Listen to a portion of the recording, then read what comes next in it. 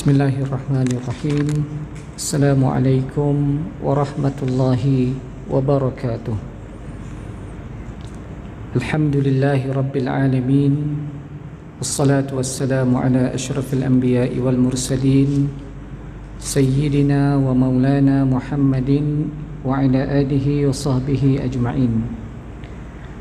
Rabbi shrah li sadri wa yassir li amri wahlul 'uqdatam min lisani yafqahu qawli. Rabbana iftah bainana wa baina qaumina bil haqqi wa anta khairul fatihin. Wa la hawla wa la quwwata illa billahil aliyyil azim. Yang dimuliakan Tuan Imam, yang berusaha, jawatan kuasa dan pegawai-pegawai masjid, yang saya hormati tuan-tuan dan puan-puan sidang jemaah sekalian rahimakumullah. Alhamdulillah, pada malam ni dengan izin Allah Subhanahu wa taala kita dipertemukan dan kita akan sambung lagi perbincangan ringkas kita tentang maudhu' yang baru, iaitu kitab Fiqh As-Sirah, Fiqh As-Sirah karangan Syekh Muhammad Ramadan Al-Buti almarhum. Dalam pertemuan yang lepas kita dah bincang muqaddimah tentang latar belakang suasana sebelum Nabi SAW diutuskan, yang kita ada sebut tentang adanya kuasa besar Rom, Parsi dan juga beberapa tamadun yang lain, dan bagaimana suasana Arab Jahiliyah dan masih lagi ada kesan-kesan agama Hanif.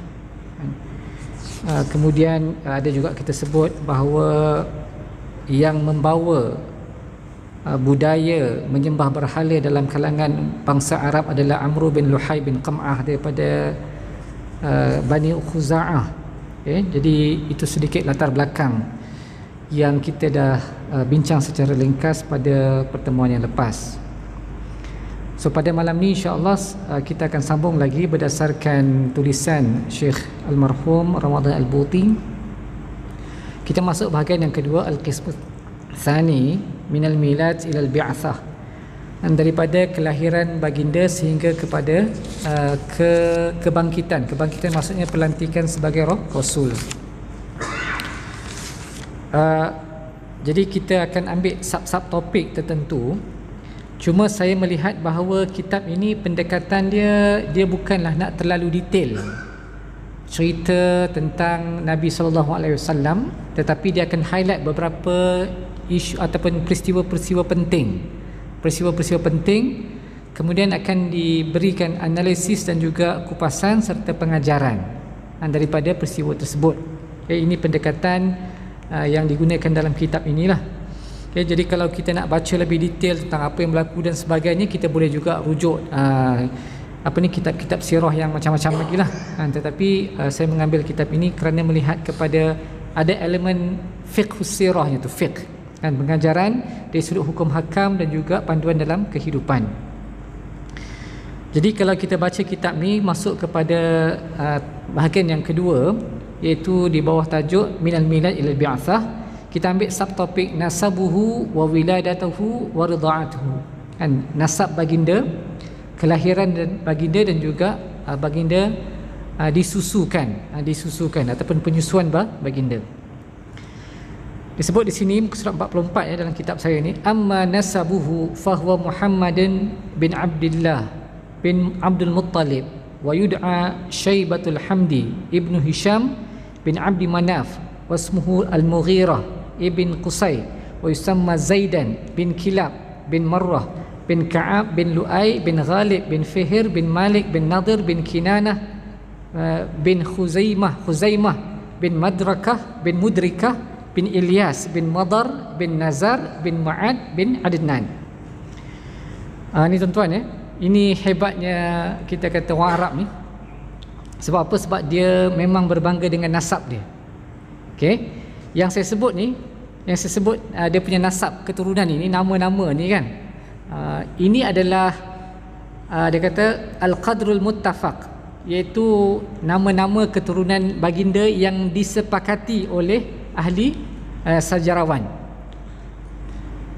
Jadi selepas daripada bin Adnan itu, selepas pada moyang baginda tu, nak kata kita ni paling-paling panjang pun kita dapat pak kita, tok kita, moyang kita kan. Hak tu saja kita ingat. Tapi tak, mereka memang menghafaz keturunan mereka dan mereka tahu. Even kadang-kadang budaya kita ni, kadang-kadang kita tak sebut nama asal. Kita tak suka sebut pun nama asal. Kan? Bahkan saya diceritakan orang dulu punya style. Kadang-kadang nama asal itu tidak dipanggil dalam kehidupan seharian, tetapi ditukar nama.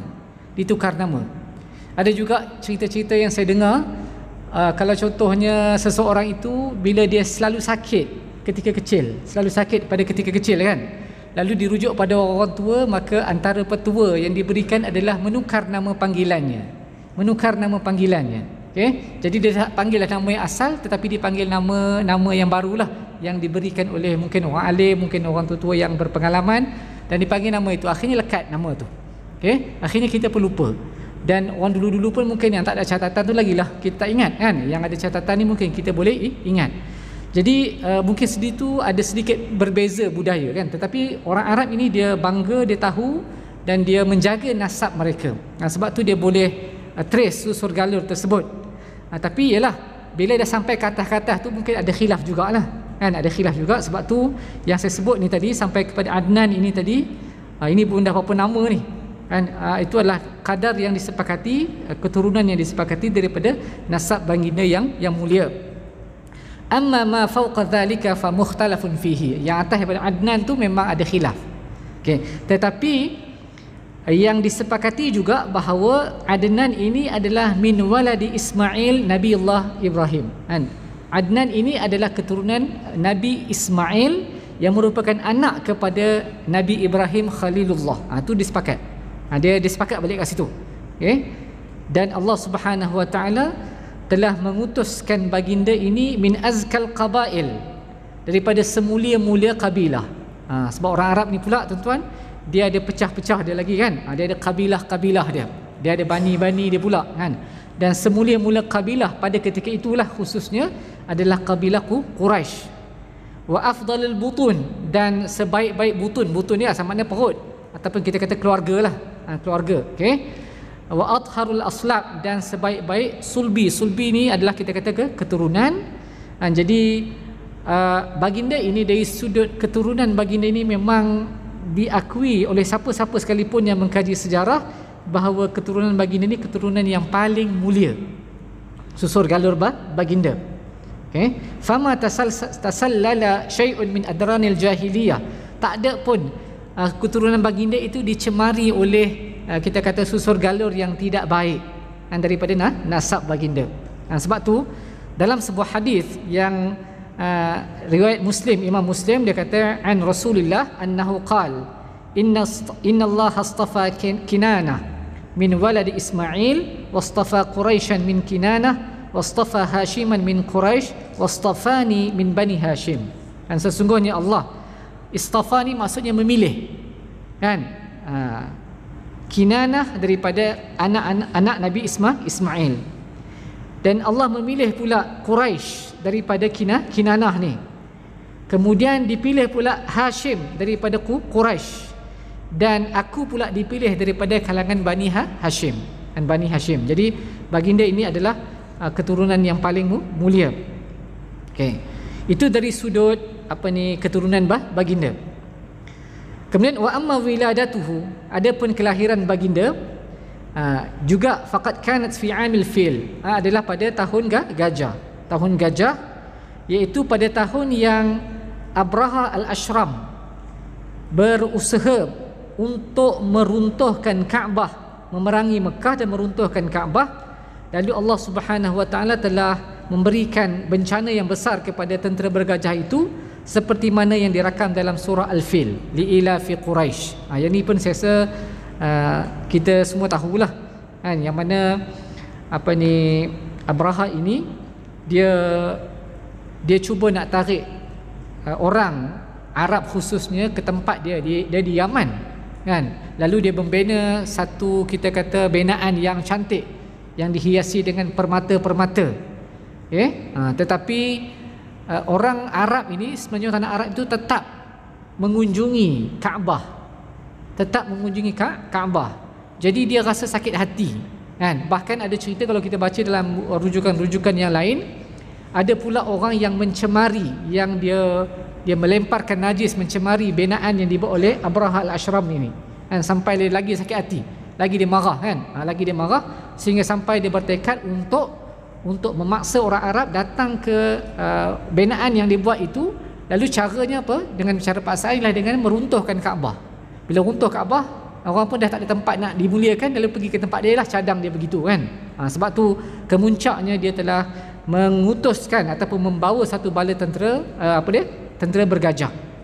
Dan tentera bergajah yang kalau tuan-tuan baca dalam rujukan-rujukan yang lain banyaklah kan, yang mana akhirnya Allah Subhanahu wa taala memusnahkan tentera ini, seperti mana dalam surah Al-Fil, li ila fi Quraisy ila fihim rihlatash shita'i was-saif. Alam tara kaifa fa'ala rabbuka bi ashabil fil. Silap, saya silap. Alam tara kaifa fa'ala rabbuka bi ashabil fil alam yaj'al kaidahum fi tadlil wa arsala alaihim tayran ababil. Kan, lalu Allah utuskan burung ababil. Cuma kalau kita baca tafsir, di sini ada perbezaan pendapat lah kan. Ada yang kata burung ababil tu memang burung yang sebenar, dan dia memang melontarkan batu api yang panas yang sehingga boleh mematikan tentera-tentera bergajah Abraha ini. Ada yang tafsiran-tafsiran pelbagai lah yang dikatakan itu sebenarnya adalah maksudnya virus, bakteria yang tertentu yang menyebabkan akhirnya semuanya mati dan musnah. Itu tak apalah, itu ada pandangan tu. Cuma yang pastinya memang baginda dilahirkan pada tahun gajah. Okay, jadi kita faham juga di sini orang Arab ketika itu mereka tidak ada kalender yang kiraan tahun yang secara tasalsul, secara kronologi, tak ada. Sebab dia tak ada apa-apa asas untuk dia membuat kalender dia tu. Jadi style dia adalah apa? Dia akan menyandarkan peristiwa itu ke tahun itu pada tahun yang berlaku peristiwa yang besar. Jadi contohnya macam kita kata Amul Fil, tahun tentera bergajah. Tahun tentera bergajah itu pada tahun di mana tentera bergajah ini menyerang Kaabah tadi kan. Lalu dia akan apa? Dia akan kira okey, jika apa-apa berlaku kita kata Nabi lahir pada tahun gajah, ataupun lahir tahun setahun daripada tahun gajah. Selepas 2 tahun dia cara dia begitu. Kan, sebab dia tak ada apa asas untuk dia letakkan asas takwim dia tu tak ada. Kan? Okey, jadi berbeza dengan contohnya orang Nasrani, mereka telah letakkan dikatakan kelahiran Nabi Isa pada tahun itu adalah sebagai asas kalender mereka. Tapi orang Arab belum ada lagi kan, sebab mereka pun kita kata tadilah asas dulu kita bincang dia jahiliyah kan, dia adalah bangsa yang belum masih lagi bahan mentah lah kita kata itu, yang tidak ada asas sangat lagi. Okey, jadi itu yang disebut yang itu memang disepakati dalam dari sudut periwayatan sejarah, dan juga ada ceritanya dikaitkan dengan ceritanya dalam Al-Quran. Dan tahun ataupun secara tepat, secara yang paling rajih, di sini sebab tu pengarang sebut istilah al-arjah. Al-arjah maksudnya pandangan yang paling rajih. Maksudnya ada beberapa pandangan sebenarnya bila baginda dilahirkan, tetapi yang paling rajih adalah hari Isnin, iaitu 12 Rabiul Awal yang kita sambut ni lah, yang biasa kita sambut itu adalah tarikh yang paling rajih kan. Okay, dan itu tarikh yang dipilih oleh pengarang. Kemudian waqad wulida yatiman, baginda ini dilahirkan dalam keadaan yatim. So apa definisi yatim? Yatim ni tuan-tuan, definisi syaraknya adalah iaitu anak yang lahir dalam keadaan kematian bapanya dan dia masih belum baligh, iaitu dia masih belum boleh tanggung ataupun survive sendiri. Itu definisi yatim. Jadi kalau macam saya ni, walaupun saya dah kematian bapa kan, tapi saya tak boleh dipanggil anak yatim sebab dah akil baligh kan, dah bekerja, dah boleh survive sendirilah kan, dah boleh sara sendiri. So yatim maksudnya apa? Yang mati dengan ketiadaan bapanya ataupun yang menanggung rezeki hidup dia, dan dia juga belum baligh. Cuma orang Melayu dia tambah lagi, kalau mati pak mati mak yatim piatu. Itu saya tak tahu di mana asas dia kan, tapi mungkin bahasa kita kan nak bagi lagi tragis lah kan. Yatim piatu maksudnya kematian ibu dan bapa kan, tapi dari sudut term fake-nya biasa kita akan rujuk yatim ini adalah anak kecil yang belum baligh yang kematian bapa. Sebab bapa ni lebih-lebih lagi kalau contohnya kita ambil dalam konteks tradisional, kehidupan orang Arab lah khususnya, sebab Al-Quran tu diturunkan di situ. Orang Arab ni dia memang yang bekerja tu memang lelaki lah, tak ada orang perempuan bekerja kan. Tak ada orang perempuan kerja. Dia berbeza dengan tradisi masyarakat kita Melayu kan, iaitu mana orang perempuan juga bekerja kan. Tok nenek kita dulu kan, nenek kita, pah kita dulu turun ke bendang kan. Okey, sama-sama pergi kebun kan. Lagi teruk orang perempuan kalau nak kira kan, dia dah menguruskan rumah tangga juga, membantu di bendang, yang merupakan kita kata sumber pendapatan pada ketika itu. Sebab tu kalau tuan-tuan masih ingat, saya dah sentuh tentang harta sepencarian. Dia adalah daripada uruf kita Nusantara, orang Melayu punya kehidupan. Sebab apa? Sebab perempuan ada sumbangan dalam mendatang ataupun mencapaikan harta dalam keluarga tersebut. Okey. Kemudian dan tuan-tuan kita tahu bapanya Abdullah, ketika dia dalam kehamilan ibunya 2 bulan kan. Ni pun kalau kita baca dalam rujukan yang lain, kalau dalam ni saya kata tadi dia tak cerita sangat ni kan. Kalau kita baca sajalah nak sedikit reflect.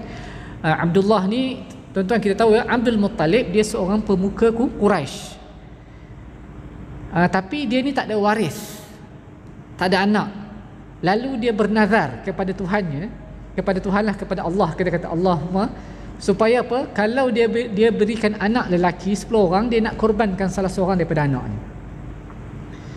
Okay? Maknanya dia berharap sangat anak sebab dia tak ada pewaris kan, dan sedangkan dia adalah pemimpin Quraisy. Lalu ditakdirkan Allah, dapatlah dia yang dikendaki. Maka bila dia dapat ni, maka kenalah tunaikan nazar. Jadi nak tunaikan nazar ni macam mana? Caranya adalah dengan mencabut undian. Okay? Jadi daripada anak-anak ni tadi diwakilkan dengan apa ni kita kata kayu, lalu dicabut kayu tersebut. Siapa yang naik, maka itulah yang akan dikorbankan. Tuan-tuan ingat ini tak ada lagi syariat Islam, tak ada lagi masa tu tak ada lagi. Okey. Jadi takdir Allah, cabutan pertama keluar nama Abdullah, sedangkan Abdullah ni anak bongsu yang paling dia sayang. Okey, cabutan kedua pun sama, dah suspend dah kan. Cabutan ketiga pun sama. Jadi akhirnya sebenarnya Abdul Muttalib hampir nak menyembelih ataupun mengorbankan anaknya Abdullah, tetapi orang lain pula jadi apa? Jadi kesian sangat. Memang dia tahu kan itu anak kesayangan dia kan, tetapi dia terpaksa menunaikan janji dia ataupun nazar dia. Tapi orang lain pula duk push dia, jangan. Apa kata, cuba kita cari pendapat lain.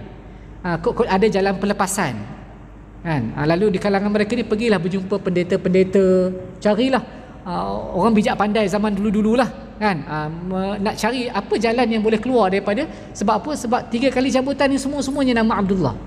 Okey, akhirnya jumpa seorang rahib, pendeta, yang dia kata dia apa ni 10 kali cabutan tuan-tuan ya, 10 kali cabutan kan. Dia punya cabutan tu dia kata apa? Dia gantikan dengan apa? Dengan 100 ekor unta. Satu cabutan itu mewakili 10 ekor unta. Satu cabutan itu. Maka sebagai diat, disebut sebagai diatnya, maka digantikan dengan, sebab dah 10 kali cabut tadi, keluar juga nama Abdullah ini, digantikan dengan 100 ekor unta. Sebab tu rupanya pensyariatan diat ini tuan-tuan ya, kalau kita kaitkan, rupa-rupanya dia bukanlah syariat yang baru, tapi dia adalah syariat yang terdahulu mungkin, tetapi diwarisi, cuma dia tidak establish seperti mana yang asal lah. Okay? Diat ni maksudnya kita kata apa? Pampasan nyawa. Kalau seseorang tu membunuh seseorang, A bunuh B contohnya, kalau memang sabit kesalahan, dia ada beberapa pilihan. Pertama adalah qisas. Qisas itu bunuh balas. Okay, yang kedua adalah apa? Boleh si waris ini memaafkan, melepaskan dia daripada qisas, tetapi dengan diat. Diat ini adalah pampasan nyawa tadi, darah, iaitu 100 ekor unta. Okay? Jadi tuan-tuan bayangkanlah kalau 1 ekor unta harga berapa, katalah berapa 7,000 kot, 8,000 katalah contohnya, 8,000, 100 ekor maksud 800,000 nilai dia, kena bayar. Okey, jadi kena bayar. Kemudian dia ada umur-umur yang berbeza-beza juga, tengok kepada status pembunuhan. Ataupun juga pilihan yang ketiga, boleh juga kisas tak kena, diat pun tak kena, dan waris ini memaafkannya saja. Kan? Sebab yang menanggungnya adalah ahli waris, jadi mereka yang ada hak, bukan orang lain, bukan pihak ketiga, bukan hakim, bukan yang raja ke sesiapa ke tak. Kan? Itu. Okey, jadi rupanya ada kaitan dengan ini, maksudnya nak selamatkan nyawa Abdullah ini, maka sebagai diatnya adalah mengorbankan 100 ekor unta. 100 ekor unta ni tadi untuk melepaskan satunya nyawa. Okey. Dan selamatlah, tapi akhirnya pun meninggal juga kan. Meninggal juga si Abdullah ini. Begitu juga ibunya, dalam tempoh berapa, lebih kurang umur 6 tahun kan, umur 6 tahun dia pun telah meninggal. Dan tuan-tuan, saya rasa kita semua faham bahawa baginda ini disusukan oleh ibu susuannya, iaitu seorang perempuan daripada kalangan Bani Sa'ad yang namanya Halimah binti Abi Zu'aib As-Sa'diyah. As-Sa'diyah ni merujuk pada Bani Sa'ad. Dan Bani Sa'ad yang saya rasa pun tuan-tuan biasa dengar, dengan sebab Nabi ni walaupun dia keturunan mulia, tapi dia miskin lah kan, dia miskin. Baginda ni miskin lah kan. Sebab apa? Sebab pak pun dah meninggal, mak pun tak ada ni. Jadi ketika itu memang tradisi orang Arab biasanya wanita bangsawan tidak menyusukan sendiri anak dia. Dia tidak menyusukan sendiri anak dia. Dia akan bagi kepada orang lain untuk disusukan. Itu tradisi dia. Okey. Dan lebih-lebih lagi biasanya akan disusukan di kampung-kampung. Kenapa? Kerana orang Arab ni dia satu punya kecenderungan adalah apa? Mereka nak anak-anak mereka ini dapat dalam suasana hidup yang real, yang betul, dan juga mendapat bahasa yang baik. Sebab kalau di Mekah tu kita kata macam kota metropolitan lah. Mekah tu kota yang macam-macam kan, pusat perniagaan, okay? Pusat kesenian, pusat macam-macam. Okay? Jadi even pusat kita kata keagamaan. So bila dah banyak sangat ni macam-macam, orang-orang luar pun dah datang kan. Jadi kadang-kadang bahasa pun dah bercampur-campur. Jadi mereka antara nak menjaga keturunan bahasa, antara nak menjadikan anak ini seorang yang boleh survive, maka dia akan hantar ke kampung, disusukan oleh perempuan-perempuan dari kampung. Dan biasanya perempuan-perempuan kampung ni akan memilih keluarga-keluarga yang kaya lah. Yang kaya sebab apa? Sebab mereka akan dapat upah yang lumayan. Okey. Tetapi takdir Allah Subhanahu Wa Taala, sebab Nabi ini keluarga bagi dia tidak mewah, tidak kaya. Akhirnya datanglah seorang yang dia pun kata sejarah kata dia pun dah tak ada siapa yang nak bagi anak kan, Halimah ni. So dia terima je. Okey, cumanya disebut bahawa Halimah ni dia keluarga miskin juga. Dia juga ada menternak unta dan juga kambing, dan kambing-kambing dia pun dah kita kata kering susu. Dan pada ketika itu juga berlakunya sanah mujaddabah, iaitu tahun kemarau yang kuat kan.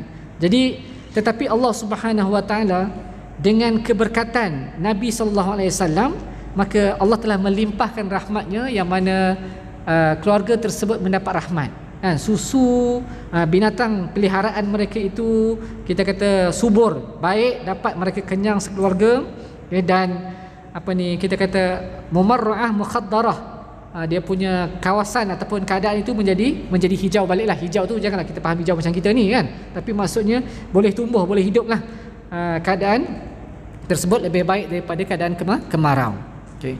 Sehinggalah berlaku dalam satu peristiwa, iaitu ketika Nabi sallallahu alaihi wasallam berumur 5 tahun. Maksudnya dia lama duduk dengan Bani Sa'ad ini. Iaitu hadisatu syaqqus sadr, iaitu satu peristiwa pembelahan dada. Ini hadis ini diriwayatkan oleh Muslim. Yang mana saya nak ambil dia punya nas dia tu. Okey, hadis riwayat Muslim ini dia kata anna Rasulullah sallallahu alaihi wasallam atahu Jibril. Nabi ini masa tu belum dah jadi nabi lagi lah. Ketika itu umur baginda 5 tahun. Didatangi oleh Jibril wa huwa yal'abu ma'a ghilman, sedang baginda bermain bersama anak-anak orang Arab Bani Sa'ad ini. Fa akhadhahu fasara'ahu, lalu Jibril ni tarik baginda, lalu dia bawa satu tempat, fashaqqa an qalbihi, lalu dia belah dada, fastakhrajahu, dan dia keluarkan gumpalan darah tadi, fastakhraja minhu 'alaqah, gumpalan darah itu jantung ya. Faqal hadza hadhu syaitan minka thumma ghasalahu fi tassin min dhahabin bima'i zamzam. Kemudian baginda dibersihkan hati baginda tadi dengan air zam-zam daripada bekas emas. Thumma a'adahu ila makanihi, kemudian dia kembali seperti biasa. Dan apabila kanak-kanak ni tadi, bila mereka melihat peristiwa tersebut, mereka pergi berlari menuju kepada ibu susuan baginda, yunadun. Mereka kata inna Muhammadan qad qutil, sesungguhnya Muhammad telah dibunuh. Fastaqbaluhu wa huwa mumtaqi'ul laun. Lalu mereka pun semua pergi kepada Muhammad ini dalam keadaan ketika itu Jibril pun dah tak ada. Baginda ini pucat wajah baginda. Okey. Jadi kalau dalam kes ini tuan-tuan ya, kita kata tadi pertama kita kata baginda ini lebih kurang hampir 5 tahun duduk bersama dengan Bani Sa'ad ini. Baginda telah membawa satu keberkatan. Kehidupan keluarga Halimah Sa'diyah ini semakin baik kan? Itu disebut sebagai irhas. Okay, irhas ini antara yang biasa kita dengar adalah pertama kes ini. Yang kedua kes ketika baginda mengikut pakciknya iaitu Abu Talib pergi berniaga ke Syam, dan baginda ini dilitupi oleh awan sepanjang perjalanan. Sedangkan dalam perjalanan tu panas lah kan, kita kata padang pasir kan. Dulu mana ada macam kita sekarang ni kan, selesa. Okay? Tetapi diiringi, dilitupi oleh awan, itu juga adalah irhas. Irhas ini adalah perkara luar biasa yang Allah bagi kepada hamba pilihannya sebagai kita kata sebagai kata apa? Petunjuk lah kan? Sebagai petunjuk yang ianya adalah manusia pilihan yang akan jadi rasul kan? Sebagai itu. So itu irhas. Jadi ini antara irhas yang berlaku lah, itu satu. Ada pun cerita belah dada ini tuan-tuan ya. Jadi maknanya Nabi SAW ini, kalau dari riwayat sejarah, baginda dibelah dada ni 2 kali. Satu ini yang pertama ketika umur 5 tahun, dan satu lagi nanti ketika baginda sebelum di-Isra' dan di-Mi'rajkan. Itu satu lagi. Itu setelah baginda jadi rasul kan. Jadi di peringkat awal lagi. Ini dah ada. Okey, apa pendirian kita? Kita kata benda ni memang pelik tuan-tuan. Kalau logik kita kata memang tak masuk akal lah. Kita pun tak tahu kan.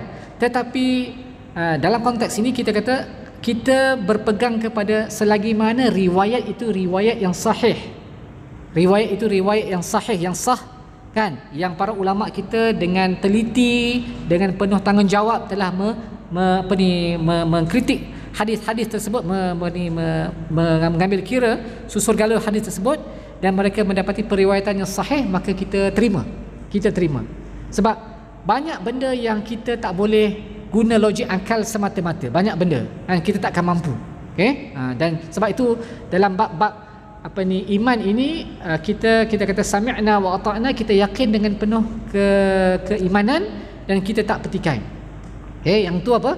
Yang tu benda-benda yang kita kata beriman dengan ghaib. Sebab tu Al-Quran ini dia menjadi pembimbing, pemandu kepada orang-orang yang beriman, yang bertakwa, yang sifatnya percaya kepada perkara-perkara yang ghaib. Okey, jadi ada yang komen, dia kata di sini bahawa tujuannya untuk istiqsal ghidatus syarr, untuk membuang titik-titik ataupun noda-noda hitam dalam diri baginda. Okey. Jadi itu ada disebut di sini adalah hikmah lah kan.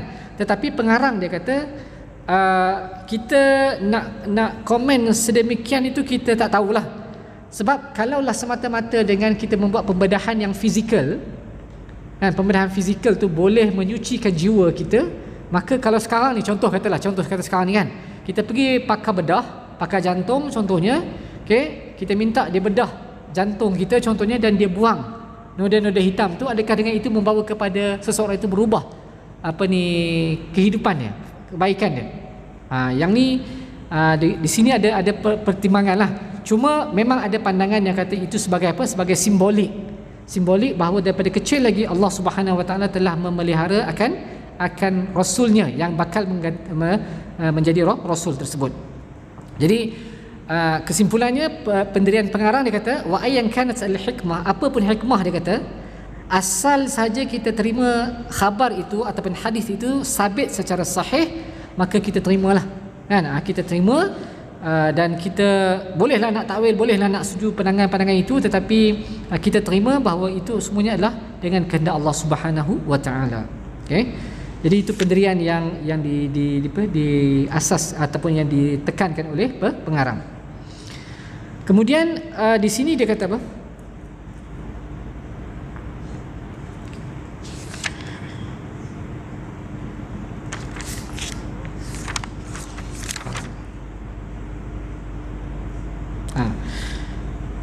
Dia kata apa? Laisa min qabilil musadafah an yuladu Rasulullah yatiman. Bukanlah kita kata musadafah kebetulan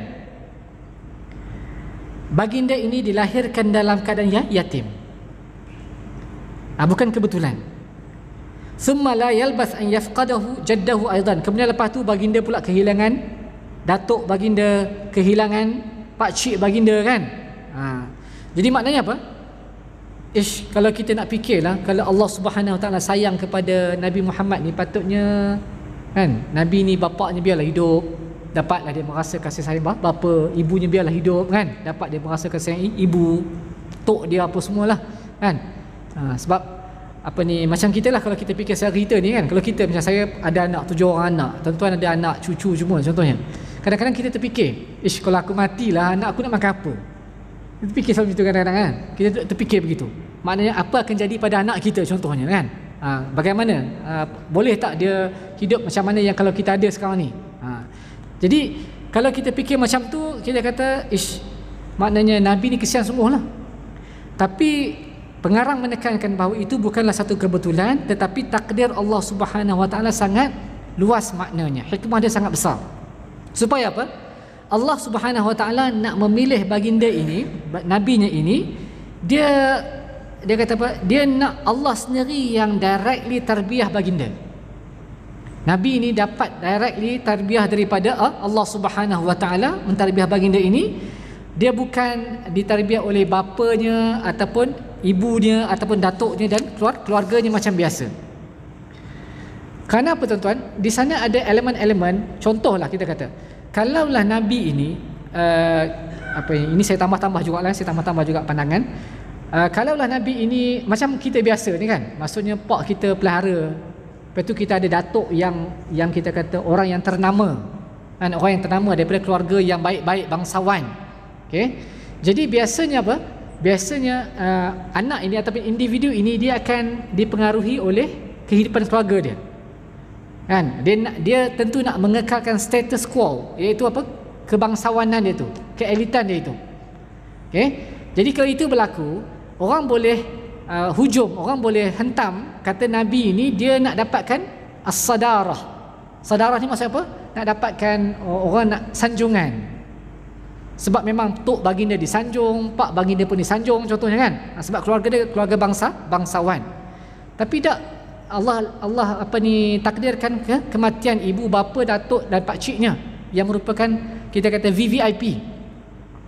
Jadi dia tak dapat merasa sangat pun tentang kedudukan yang tinggi itu. So tak ada ruang untuk kata Nabi ni nak cari pengaruh, nak cari supaya sanjungan daripada orang lain. Okey. Dan juga tidak dikatakan bahawa mereka ini keluarga ini akan mempengaruhi Nabi untuk menonjolkan diri. Tidak. Okey. Sebab benda tu, faktor tu tak ada. Kerana baginda ni kematian mereka sejak kecil lagi.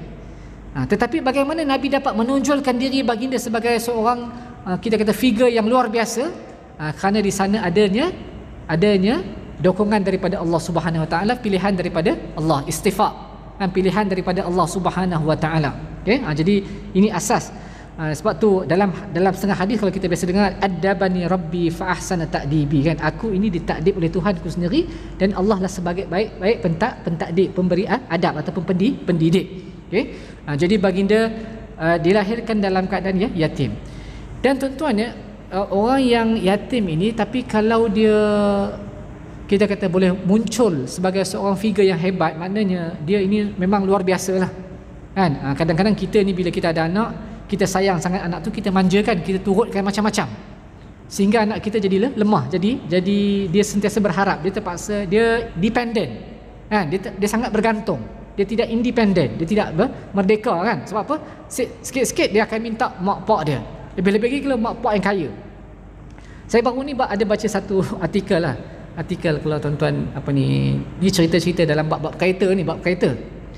Ada seorang anak, dia tidak bertegur sapa dengan bapa dia. Kan? Sebab apa? Sebab bapa belikan dia Myvi. Sedangkan sebelum ini bapa dia janjikan nak bagi Honda Civic.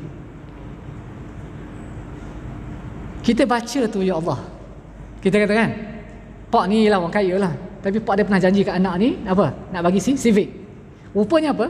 Sebab dia kata, ini pengakuan yang di share balik, yang diceritakan balik. Dia kata apa? Sebab kawan-kawan dia pakai BMW kan, pakai GTR, Nissan Skyline, apa semua tu lah, kereta-kereta sport yang canggih-canggih lah kan. Yang dia ni dijanjikan dapat, at least dapat Civic, Honda Civic kan, harga 120,000, 30,000, 130,000 contohnya.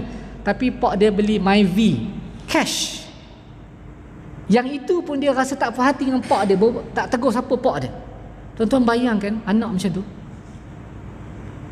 tak tahu lah nak kata kan. Jadi itulah nak ceritanya, maknanya kalau dia anak orang kaya, dia manja, dia akan jadi macam tu.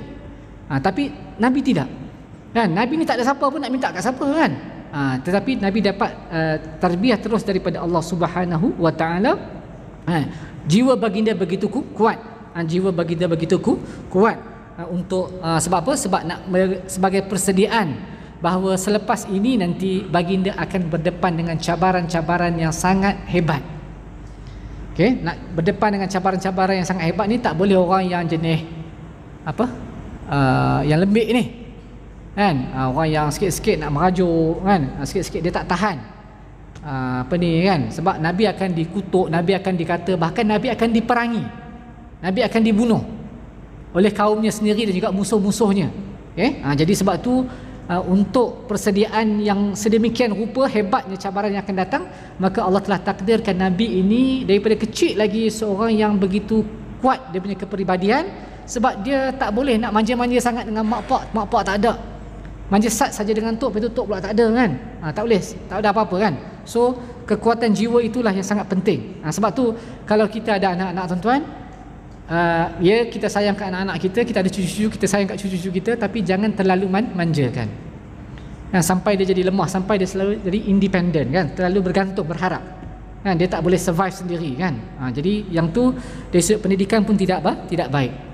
Jadi kita kena latih mereka biar mereka rasa hidup susah, walaupun mungkin kita mampu, kadang-kadang kita mampu kan, tapi jangan kita mudah-mudah sangat supaya apa? Supaya mereka ini berfikir, supaya mereka rasa susah, rasa berharga sesuatu itu untuk dapat.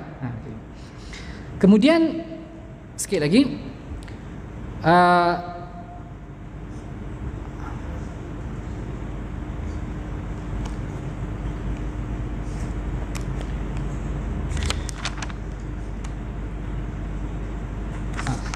satu lagi yang ditekankan di sini adalah apa? Adalah apabila Allah Subhanahu Wa Taala memilih baginda ini daripada sebaik-baik keturunan, maka dia kata bila kita rasa kita mencintai, menyayangi Rasulullah Sallallahu Alaihi Wasallam, maka sepatutnya juga kita menyayangi keluarga baginda.